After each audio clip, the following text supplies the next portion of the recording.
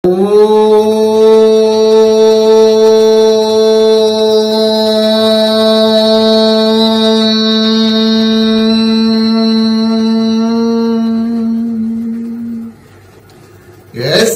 भूमिः प्रमान्तरिक्षमुतो घरम् दिवं यश्चक्रे मूर्धानंस्तस्मै ज्येष्ठाय ब्रह्मणे नमः।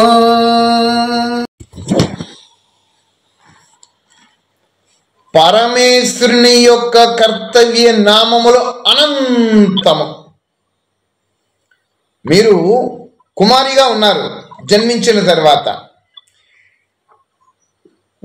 వివాహం అయిన తర్వాత భార్యగా మారుతున్నారు, సంతానం కలిగితే తల్లిగా మారుతున్నారు, ఆ సంతానానికి వివాహం అయితే అత్తగా మారుతున్నారు, ఆ సంతానానికి మరలా వివాహమయ్యి వాళ్ళకి సంతానం కలిగితే నాయనమ్మగానో అమ్మమ్మగానో మారిపోతున్నారు. ఒక్కరే మీ కర్తవ్యాలను బట్టి ఈ రూపాలు మారుతున్నాయి, మీ విధులు మారుతున్నాయి. అలాగనే ఒక అబ్బాయి చిన్నప్పుడు అబ్బాయిగా చదువుకున్న తర్వాత ఆ చదువును బట్టి ఉద్యోగస్తుడిగా ఆ విధానాలతోటి, వివాహం అయితే మళ్ళీ ఆ పేర్లతోటి వ్యవహరిస్తూ వస్తుంటుంటాడు. అదే చందాన్న పరమాత్మ కూడా తన యొక్క కర్తవ్యములతో అనేకమైన నామములతో వ్యవహరిస్తూ వస్తూ ఉంటాడు. పరమాత్మకంటూ ఒక రూపము లేదు.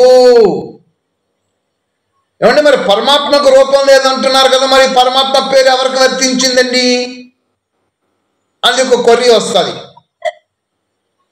పరచాసాత్మాయ చ జీవేభ్య సూక్ష్మేభ్య పరోతి స సూక్ష్మ స పరమాత్మ.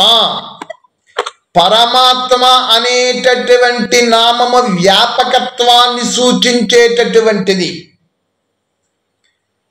అంటే ప్రకృతి కన్నా, జీవుల కన్నా, ఆత్మల కన్నా అత్యంత సూక్ష్మమైనటువంటి వాడు.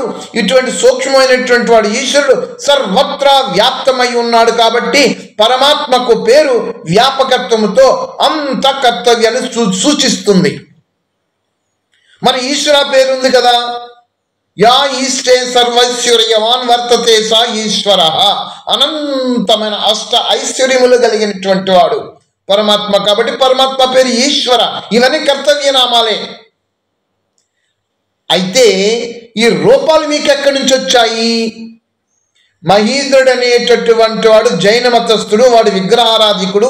ఆయన గారు ఆధ్యాత్మిక సాంస్కృతిలో ఉండినటువంటి పదాలకి అర్థాలు అతని భాషలో అతను రచన చేసుకుంటూ రూపాలు సృష్టించుకుంటూ వచ్చాడు.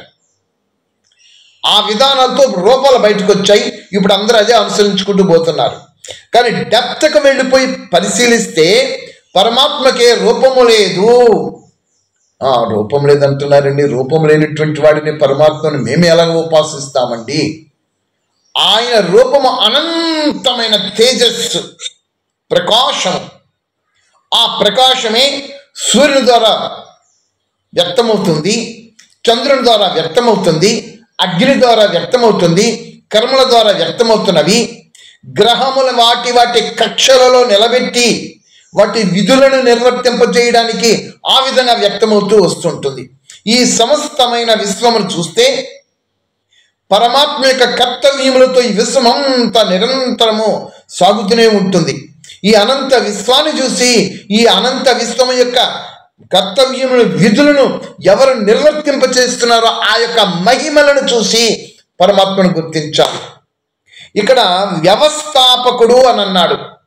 ఏమిటి వ్యవస్థాపకుడు అని పరిశీలిస్తే ఈ అనంతమైన మహావిశ్వం అంతటినీ కూడా తన వ్యాపకత్వముతో అణువున విద్యామానుడు అయి ఉండి సర్వమును తనే నడిపిస్తున్నాడు. ఎవరి యొక్క సహాయము లేకుండా, ఎవరి యొక్క సహయోగము లేకుండా అనంతమైన విశ్వాన్ని అణువునందున వ్యాప్తమయ్యి అంతా తనే అయ్యి తనే అన్ని విధులను నిర్వర్తిస్తున్నాడు. ఆ విధముగా నిర్వర్తించేటటువంటి విధులలో సర్వ మానవులకి, సర్వ జీవరాశికి కూడా జీవనోపాధికి కావలసినటువంటి సర్వము ఆయన సమకూర్చు పెడుతున్నాడు. ఆ పెట్టటములోనే జీవనాధారణకి మనకు ముఖ్యమైనటువంటి ఆధారం ఏమిటంటే నీరు కావాలి, వాయువు కావాలి, అగ్ని కావాలి.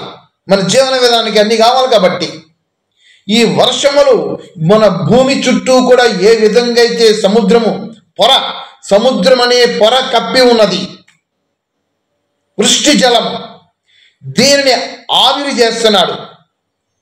పరమాత్మ యొక్క శక్తి సూర్యకిరణముల ద్వారా భూమండలం మీద పడి భూమండలం చుట్టూ ఆవరించి ఉన్నటువంటి సముద్రం జలములను ఆవరించి, అంటే ఆవిరి రూపంలో, దాన్ని త్రసరేణుల రూపంలో, సూక్ష్మ రూపంలో, మేఘముల రూపంలో పైకి తీసుకొని వెళ్ళి అక్కడ మళ్ళా విచ్ఛేదం చేసి మళ్ళా భూమండలం మీద వర్షాలు కురిపిస్తున్నాడు. ఎవడు? ఆ పరమేశ్వరుడే. భూమండలం మీద వర్షంలో పడటం వలన భూమి సస్యశ్యామలంగా మారిపోతుంటుంది. ఎందుచేత? భూమిని ఆశ్రయించి ఉన్న జీవులకి ఆహారం కావాలి కాబట్టి నీరు పడితే భూమి సస్యశ్యామలంగా మారుతుంది, పంటలు పండుతాయి, సర్వ జీవరాశికి సమృద్ధిగా ఆహారం లభిస్తుంది. ఈ విధముగా పరమేశ్వరుడు తన యొక్క కర్తవ్యములను తనే చేస్తూ వ్యాపకత్వంతో అంతా ఉంటున్నాడు. మరి ఇలాంటి పరమేశ్వరుడిని మనం ప్రాప్తం చేసుకోవాలి, ఆయనకు అనుగ్రహాన్ని పొందుకోవాలి, ఆయన కృపా కటాక్షములను మనం ఆస్వాదించుకోవాలి, ప్రాప్తం చేసుకోవాలంటే ఒక్కటే మార్గము. అదే చెప్తున్నాడు ఇక్కడ, యోగ సాధన. యోగ సాధన అంటే గైడెడ్ యోగం కాదు. యోగ సాధన, యోగం అంటే సంబంధము. ఎవరితోటి సంబంధము? పరమాత్మతో సంబంధము. నేను పరమాత్మతో సంబంధం పెట్టుకున్నానండి, పరమాత్మతో ఉన్నానండి, అయితే ఏం లాభం? నాకు లాభం లేదు. పరమాత్మతో సంబంధం పెట్టుకున్న లాభం లేదు. మరి ఏమిటి లాభము? పరమాత్మ చెప్పినటువంటి ఆజ్ఞలను, విధులను, నియమములను, శాసనములను ఏమి అయితే ఉన్నవో అవి నేను ధారణ చెయ్యాలి. ఈ ధారణ చేసేటప్పుడు నాకు విఘ్న రూపంలో వస్తాయి. ఇక్కడ అదే చెప్తున్నాడు, విఘ్న రూపంలో వస్తాయి. ముముక్షు, ఎవడు ముముక్షు? నేను ఎందుకు పరమాత్మతో యోగ సాధన చెయ్యాలి? ఒకటే నా లక్ష్యం, మోక్ష ప్రాప్తి.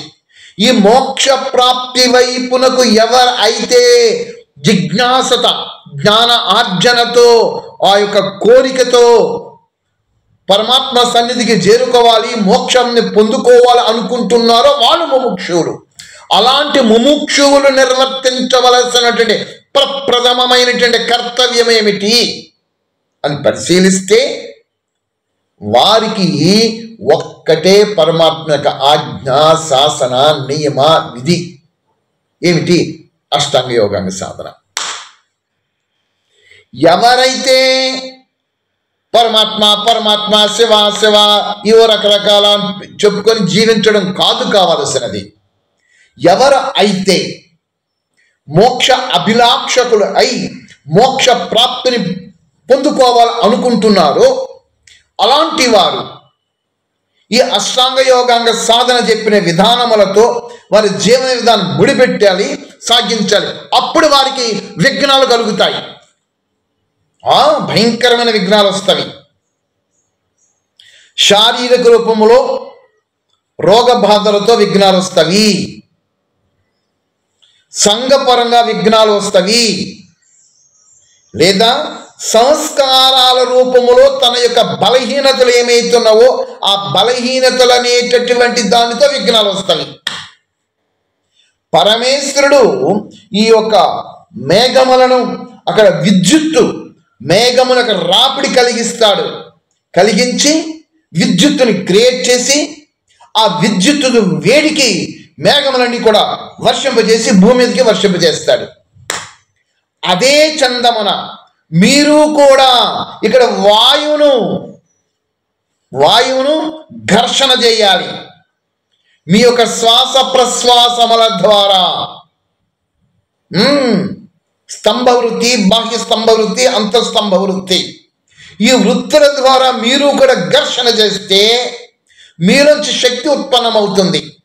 ఆ యొక్క శక్తి మీకు ధాతు పుష్టి కలిగించి ఎనర్జీ లెవెల్స్ని పెంచి నిక్షిప్తంగా, నిద్రాణంగా, నిశ్చేతంగా ఉండినటువంటి మీ యొక్క శక్తిని మేల్కొలిపి ఈ యొక్క న్యూరాన్స్లో అద్భుతమైన శక్తిని క్రియేట్ చేస్తారు. ఆ యొక్క శక్తి ఏదైతే ఉన్నదో ఆ శక్తి మీ యొక్క ఆలోచన సరళ విధానాన్ని మార్చేస్తుంది, కర్మల శ్రేష్టత్వం చేపిస్తుంది. పరమాత్మ సన్నిధికి మీ శ్రేష్ఠ కర్మలే ఆధారం అవుతాయి కాబట్టి ఆ విధంగా మిమ్మల్ని తీసుకుని పోతుంది. అందుకే యోగ సాధకులకి ప్రథమగా విఘ్నములు కలుగుతాయి. ఏమిటా విఘ్నములు?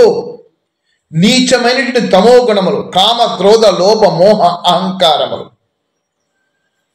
పంచక్లేశములు, ఇవన్నీ కూడా మీకు కలుగుతూ ఉంటాయి. ప్రతి జీవుడికి వస్తాయి. ఇవి పొరపాటును మీ నుంచి వదలి వెళ్ళవు. మీరు జీవించి ఉన్నంత వరకు కూడా ఈ యొక్క అరిషటుక గుణములు ఉంటవి, పంచక్లేశములు ఉంటవి. మరి వాటిని మీరు జయించాలి అనగా, జయించడం అనగా వాటిని మీ స్వాధీనతలోనికి తెచ్చుకోవాలి. వాటికి మీరు అధికారిగా మారి మీ యొక్క అండర్లో అవి ఉంచుకోవాలి. వాటిని ఎప్పుడు వ్యక్తపరచకుండా ఉండాలి. అంటే మీ యొక్క సాధన ఏ విధంగా జరగాలి? యోగ సాధన చేస్తూ రావాలి. విఘ్నములన్నిటినీ కూడా నివారించుకుంటూ రావాలి. ఆత్మలో అప్పుడు ఆనంద సృష్టి ఉద్భవిస్తుంది. ఇది ఈ మంత్రానికి అర్థము.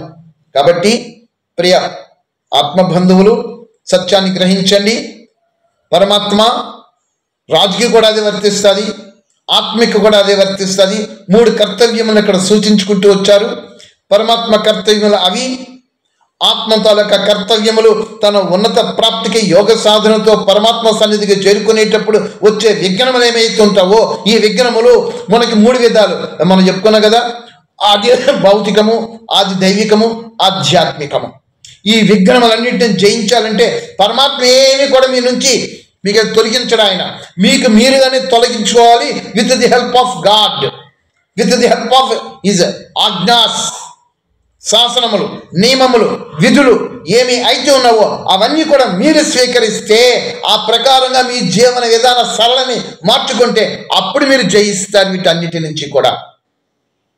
అప్పుడు మోక్షానికి మీరు అర్హతను ప్రాప్తం చేసుకొని ఈ మానవ శరీరానికి టాటా చెప్పేసేసి దేవ శరీరానికి వెళతాం. అది మంత్రం తాలూకా విషయం. రేపు ఇంకో మంత్రం చెప్పుకుందాం. ఓం నమః.